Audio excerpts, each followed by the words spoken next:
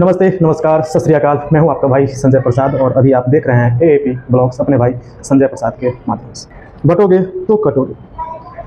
अभी गर्मा गर्मी है बिहार में और आप देख भी रहे होंगे सोशल मीडिया के माध्यम से। आप जहां भी हो आपको खैर पता चल रहा होगा, क्योंकि अभी सोशल मीडिया का पैटर्न है, सोशल मीडिया का ज़माना है। तो इन सारी चीज़ों को हम लोगों को स्क्रीन पे आ ही जाता है ये चीज़ें, और ये चीज़ देखने को अक्सर मिलता है कि किस तरह का हामा हामी और गर्मी है, खासकर इलेक्शन को लेकर के। और अभी इलेक्शन में 4 से 5 महीने बाकी है बिहार के इलेक्शन। दूसरी तरफ बाढ़ की कोलाहट भी है बिहार में। बिहार में 2 पार्ट एक प्रकार से मान लीजिए, एक नॉर्थ बिहार, दूसरी साउथ बिहार। होता क्या है इन चीज़ों में, अभी तो खैर कुछ दिनों से नॉर्थ बिहार के कुछ डिस्ट्रिक्टों में पानी की थोड़ी कोलाहट थी। हर चापाकल जितने भी है वो सब सूख रहे थे। चापाकलों से पानी आना बंद हो गया था, बहुत ही समस्या हो चुकी थी। लेकिन बीते 2-4 दिनों से काफ़ी बारिश हो रही है, जिसकी वजह से इन चापाकलों की जो पानी की समस्या थी अब थोड़ी बहुत खत्म हो चुकी है। तो अब क्या होगा देखिए, अभी तो सुखाड़ थी और जस्ट ऐसी अगर कंडीशन रहा 2-4 दिन अगर इस तरह से अगर कंटिन्यू बारिश होती रहे तो बिहार में फिर आएगी बाढ़ और फिर मचेगी तबाही। हर घर में पानी की समस्या, घर घर में पानी घुस जाएगी। अभी बिहार के कुछ पार्ट में आरा साइड की तरफ, जैसे जमुनिया एक गांव है शायद, वहाँ पे मैंने सोशल मीडिया पे ही देखा बहुत सारे घर, 100+ घर जो नदी के किनारे थे, उस गंगा नदी के किनारे, और गंगा नदी के कटाव के कारण सैकड़ों घर गंगा में समाहित हो गए। और इस पे ना तो किसी प्रतिनिधि का वहाँ पे कोई गया उन्हें दिलासा दिलाने के लिए। आज तक न कोई पक्ष वाले न विपक्ष वाले। तो मैं कहता हूँ कहाँ है ये बिहार की सरकार, क्यों नज़रअंदाज कर रहा है इतनी बड़ी समस्याओं को। और एक बार की बात नहीं है, ये हर बार की बातें हैं। हर बार सेम कंडीशन होता है बिहार वालों के साथ और ये बात सामना करना पड़ता है। कहीं ना कहीं मुझे लगता है ये एक साजिश है और जानबूझ के इन चीज़ों को निगलेक्ट किया जाता है, क्योंकि इससे जो वहाँ के भ्रष्टाचारी राजनेता है उनको कहीं ना कहीं इससे फ़ायदा है। जो ये करोड़ों का जो बजट निकलता है बाढ़ के नाम पे, उसको भ्रष्टाचारियों के द्वारा मिल करके सफाया किया जाता है, मतलब उसको निगल लिया जाता है बाढ़ के नाम पे आए हुए उन पैसों। और कहीं ना कहीं ये उसके लिए एक बहुत बड़ी सोने की गगरी से कम नहीं कह सकते ऐसे भ्रष्ट नेताओं के लिए। तो इसीलिए उन चीज़ों पर ध्यान ही नहीं जाता किसी राज करता हूँ। जब इलेक्शन का जब समय आता है, नज़दीक आने लगता है, तो गाँव में जातिवाद बढ़ना शुरू हो जाता है। फर्स्ट पॉइंट, जातिवाद।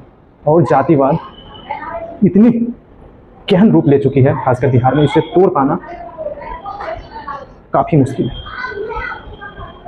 यही लोग जब बिहार से बाहर निकलते हैं तो ना जाने ये जातिवाद कहाँ गुम हो जाता है।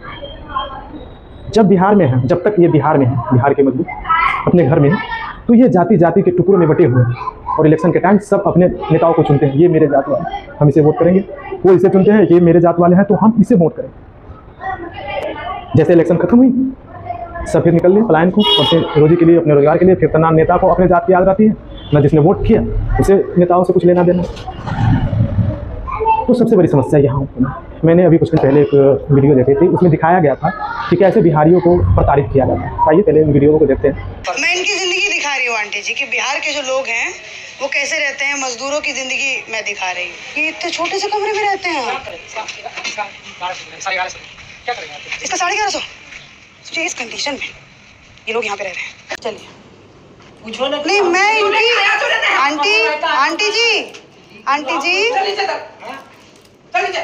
क्या है भैया? मैं इनकी बिहारियों की जिंदगी दिखाने आई थी। तो ले जाओ ना अपने घर को। आप ऐसी बात करती हैं? ले जाओ अपने घर को। नहीं तो जो तो पूछना, जो बताना तो बाहर वालों को। ये इज्जत है बिहारियों की दूसरे प्रदेशों में। ये इज्जत है। कैमरा बंद कर दे। नहीं, एक सेकंड, नहीं कैमरा रखो एक सेकंड। ये साले वाले क्या है? कैमरा क्यों चला रखा है? एक सेकंड रुको ना। रखो नहीं, एक बात बताइए भैया, कैमरा चलाने का मतलब क्या है? Private property. फकिंग ज्यादा ना बोलो। क्या इसका घर था ना? एक सेकंड क्यों रहते हो इनके वहाँ? निकाल देगा। ये आपको निकाल देगा? भगा देगा। नहीं, आप बेइज्जत होती है। अगर आप बिहार में लोगों को जीने की जिंदगी देना तो इस तरीके से इन लोगों को यहाँ पर बेइज्जत ना होना पड़े। ये बिहार से जैसे ही कदम बाहर रखते हैं दूसरे स्टेटों में, तो ये सिर्फ एक बिहारी बन के रह जाते हैं और बिहारी रहते। और आपने अक्सर सुना होगा कि तमिलनाडु में बिहारियों के साथ क्या होता है, महाराष्ट्र में बिहारियों के साथ क्या होता है, हरियाणा में किस तरह से बिहेव किया जाता है बिहारियों के साथ, यानी कि गुजरात में किस तरह से बिहेव किया जाता है, यानी कि हर एक स्टेट का लगभग वही है। वहाँ पे ये नहीं पूछा जाता है, ये पूछ के नहीं गाली दिया जाता है कि तुम यादव हो, तुम तेली हो, तुम सूरी हो, तुम कानू हो, तुम कलवार हो, तुम बावन हो, तुम भूमियार हो, तुम राजपूत हो, या चाहे एनीवे सैनी हो, कुर्मी हो, पटेल हो, जितने भी कास्ट हैं, इस तरह से वहाँ पे नहीं पूछे जाते हैं अदर स्टेटों में।